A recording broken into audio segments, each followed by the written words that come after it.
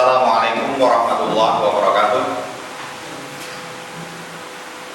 Innal hamdalillah nahmaduhu wa nasta'inuhu wa nastaghfiruh wa na'udzu billahi min shururi anfusina wa min sayyiati a'malina may yahdihillahu fala mudilla lahu wa may yudlil fala hadiya lahu. Asyhadu an la ilaha illallah wa asyhadu anna Muhammadan abduhu wa rasuluh.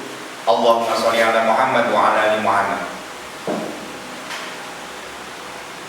Mahasiswa IM yang saya hormati dan saya banggakan, mari kita lanjutkan lagi untuk kuliah yang ketiga, mata kuliah kita yaitu ilmu alamiah dasar. Sebelum kita lanjutkan, mungkin kita sedikit flashback ke belakang. Pada pertemuan yang lalu kita sudah menjelaskan sampai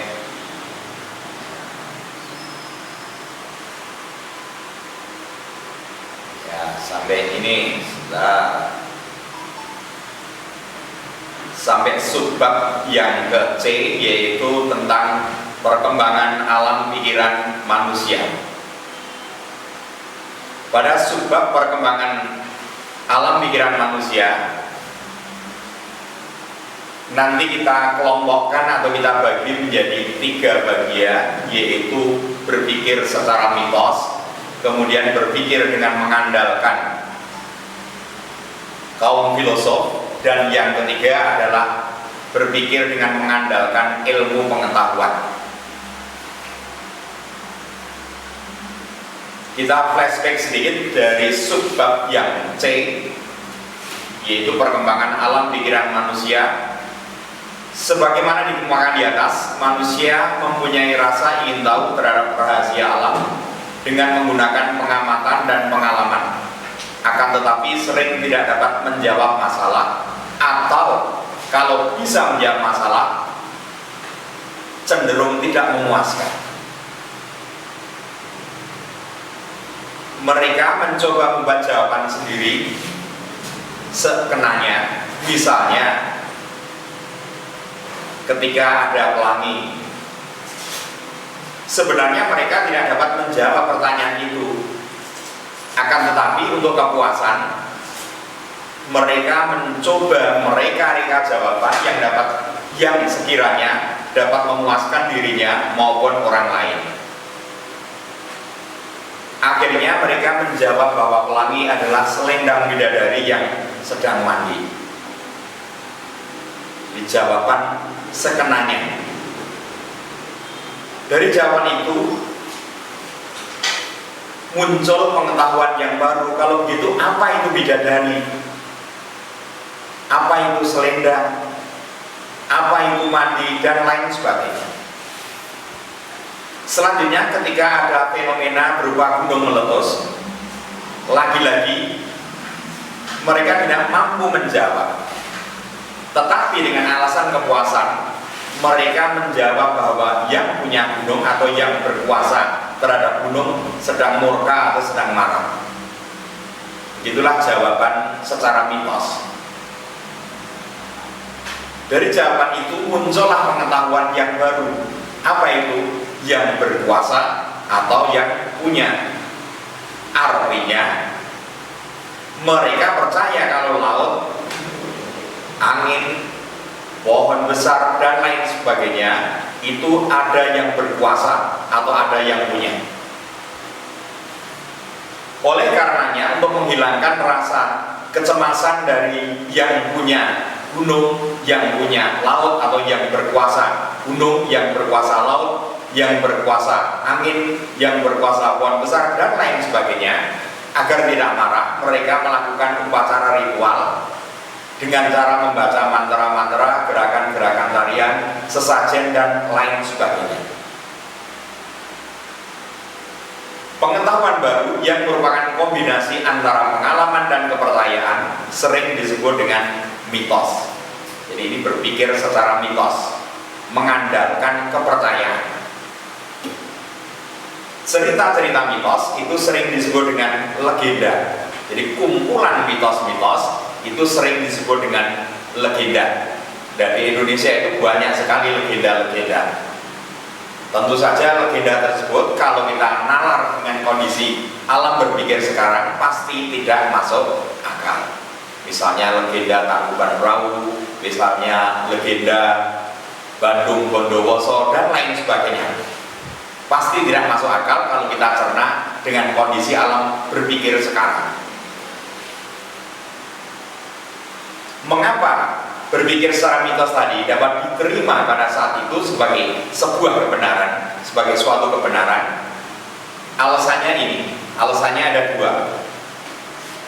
Hal itu disebabkan karena keterbatasan indrawi dan keterbatasan penalaran di satu sisi, sementara di sisi lain hasrat ingin tahu manusia yang menuntut segera dipenuhi sangat tinggi, sehingga mereka memaksakan diri dengan menjawab sakenanya. Nah, puncak perkembangan mitos adalah pada zaman Babilonia atau zaman Irak kuno, kira-kira 700 sampai dengan 600 tahun sebelum Masehi. Ini ya ada yang lebih menakjubkan, yaitu orang zaman dahulu sudah mengenal bidang ekliptika, yaitu bidang edar matahari, dan menetapkan bahwa setiap 365 hari matahari akan beredar kembali pada titik semula. Jadi misalnya matahari ada di pojok, kelak akan kembali ke pojok sana itu setelah 365 seperempat hari, sehingga bilangan 365 seperempat tadi dianggap sebagai 1 tahun.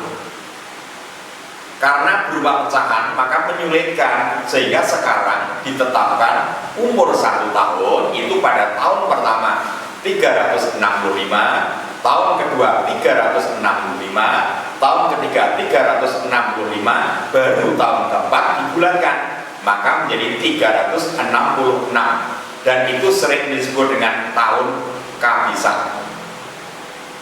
Dan biasanya dan ditetapkan tahun kabisat tadi ditempelkan di bulan Februari, sehingga pada tahun kabisat di bulan Februari itu harinya sampai 29. Jadi beruntunglah bagi saudara-saudara mahasiswa yang kebetulan terlahir tanggal 29 Februari, itu artinya Anda hanya bisa merayakan ulang tahun 4 tahun sekali. Dengan kata lain, lebih mirip daripada yang terlahir di tanggal-tanggal yang lainnya. Ya, dimaknai pengiritan dan pelit itu saja.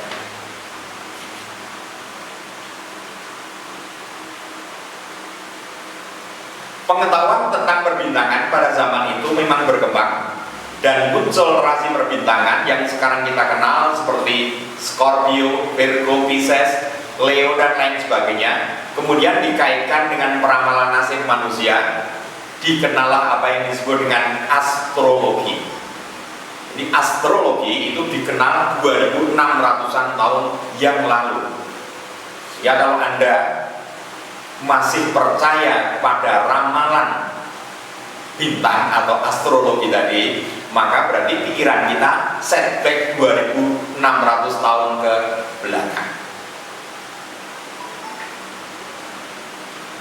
Pengetahuan semacam itu sering disebut dengan pseudoscience atau sains palsu. Artinya kelihatannya mirip sains, tetapi itu sesungguhnya bukan sains. Nah, sains itu apa, Pak? Ya, nanti akan kita bahas pada satu bab tersendiri. Mencari kebenaran dasarnya adalah dari ilmu pengetahuan.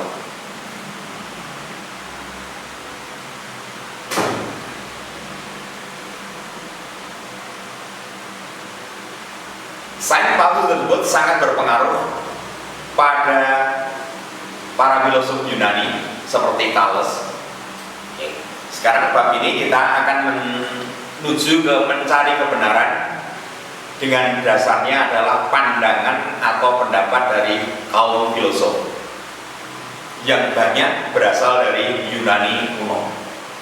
Jadi kalau tadi kita membahas kebenaran berdasarkan mitos, sekarang kebenaran berdasarkan pandangan atau pendapat dari kaum filosof.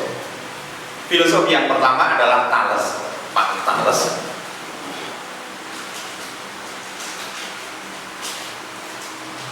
Dari pandangan Pak Thales,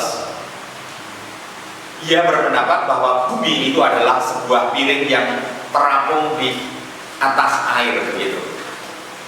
Ya, orang zaman dulu dijelaskan seperti itu, ya percaya saja, karena Pak Thales pada saat itu dianggap sebagai orang yang berilmu.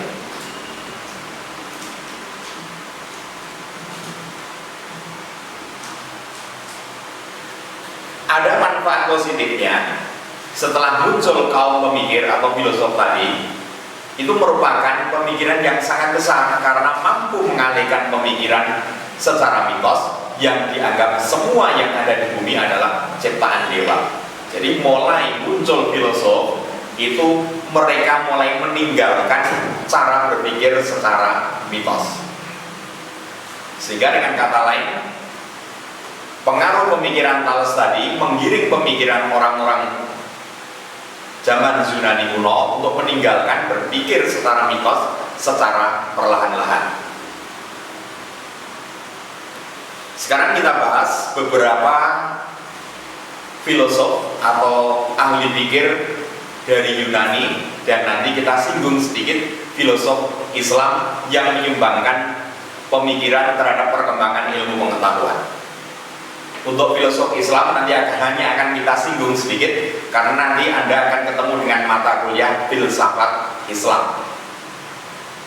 Filosof Yunani pun juga hanya akan kita singgung sedikit karena Anda juga akan ketemu dengan yang terpenting dari Anaximander. Ia berhasil membuat jam matahari yang menggunakan tongkat yang tegak lurus di permukaan bumi. Bayangan tongkat dijadikan petunjuk waktu atau jam tongkat yang pada tahun 70-an sering kita temukan jenis ini di masjid untuk pedoman waktu sholat. Saya masih ingat itu zaman kecil saya ketika saya masih SD, di langgar saya belum punya jam, sehingga kalau untuk menentukan apakah sudah manjing sholat zuhur atau asar, biasanya kita membawa tongkat begitu. Tongkat kira-kira 1 meter kita tegakkan. Kalau bayangannya sudah jatuh di timur, artinya matahari sudah bergeser ke arah barat. Wis manjing sholat zuhur. Nanti kalau asar, tongkat kita tegakkan lagi. Kalau bayangan tongkat melebihi panjang tongkatnya, karena tongkat saya tadi 1 meter, kalau bayangannya sudah 2 meter atau 3 meter, artinya kita sudah manjing sholat asar.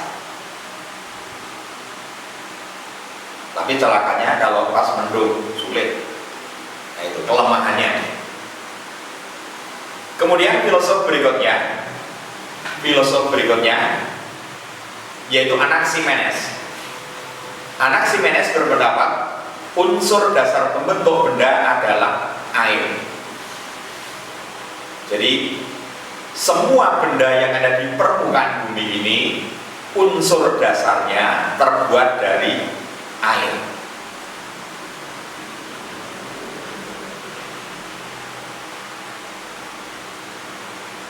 Filosof selanjutnya yaitu Heraklitos. Kita agak cepat karena hanya mengulang kemarin. Heraklitos, menurut Heraklitos bukan air, tetapi unsur dasar benda itu adalah api. Lah, kalau neng mana? Jadi semua benda yang ada di permukaan bumi itu unsur dasarnya berasal dari api, kata Heraklitos. Orang zaman dahulu ya percaya, karena dianggap filosof-filosof ini adalah orang yang berilmu. Nah, ini yang kita masuk ke filosof yang kebenarannya pada saat ini masih bisa kita terima, yaitu orang yang namanya Pythagoras. Sekarang Pythagoras berpendapat bahwa unsur dasar pembentuk benda itu bukan hanya air, bukan hanya api, tetapi unsur dasarnya ada 4, yaitu air, api, tanah, dan udara. Menguasai keempat elemen jadilah Yang. Sehingga penulis cerita Avatar itu barangkali dulu diilhami oleh pandangan Pak Pitagoras ini.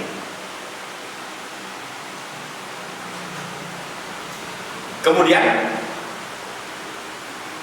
pandangan Pitagoras selanjutnya, Pitagoras ini dianggap sebagai ahli matematika, penemu dalil Pitagoras.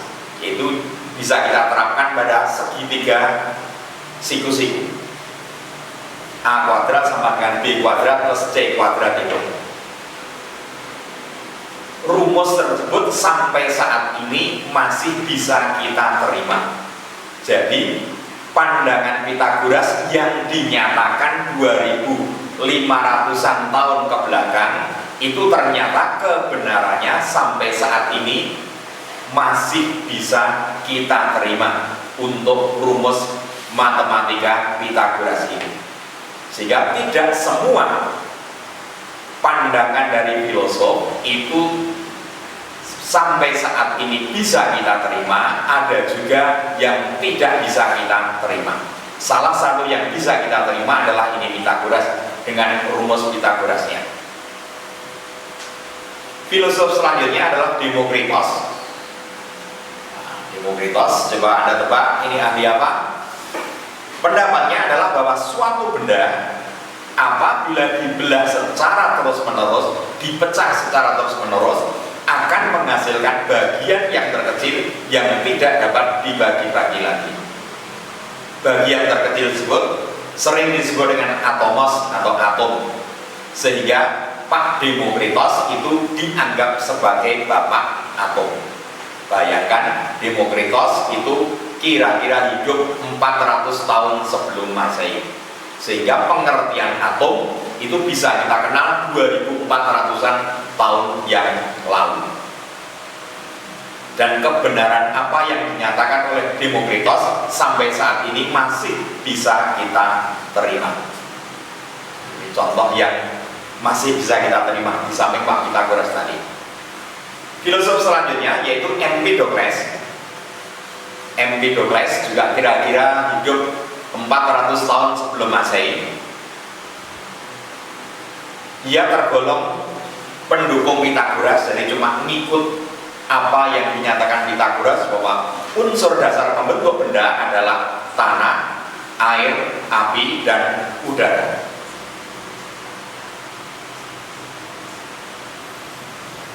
Nah, Anda bisa menebak ini. Dia mengembangkan konsep tersebut dengan mengenalkan tentang tenaga penyekat atau daya tarik menarik dan daya tolak menolak. Sehingga Pak Empedokles dianggap sebagai bapak magnet. Kalau sama maka tolak menolak, kalau tidak sama maka tarik menarik. Sama seperti manusia, kalau laki-laki dan perempuan tarik menarik, kalau perempuan dan perempuan tolak menolak, begitu. Caranya ngapalnya begitu. Dulu yang diajari guru saya di SD seperti itu. Kedua gaya tersebut dapat memisahkan atau menyatukan unsur dasar pembentuk benda lain. Nah, berarti pandangan Empedokles sampai saat ini masih bisa kita terima kebenarannya. Nah, untuk Plato dan Aristoteles nanti biar dijelaskan oleh dosen filsafat umum karena ini pembahasannya cukup banyak, sehingga hanya kita perkenalkan saja tentang Plato dan Aristoteles. Untuk filsafat, untuk ilmu alamiah dasar, filosof yang sangat berjasa ini saya tayangkan, yaitu orang yang namanya Ptolemeus. Ptolemeus kira-kira hidup 150 tahun BC, before Christ, sebelum Masehi. Apa pandangan dari Ptolemeus? Ia seorang filosof besar setelah Aristoteles.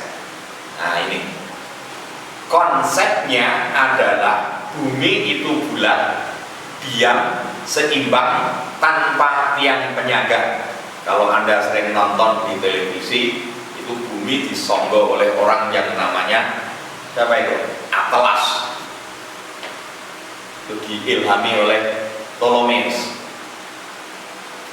Pandangan Ptolemeus, bumi dianggap sebagai pusat tata surya sehingga matahari dan benda-benda lain berputar mengelilingi bumi.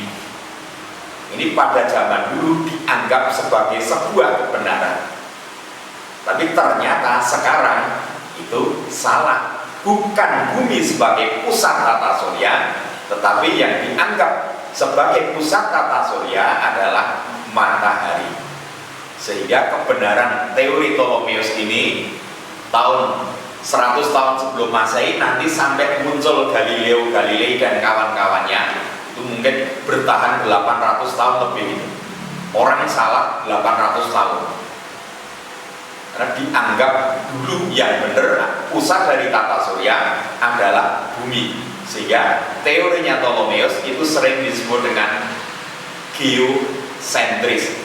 Geo itu bumi, center itu pusat. Jadi pusatnya adalah bumi.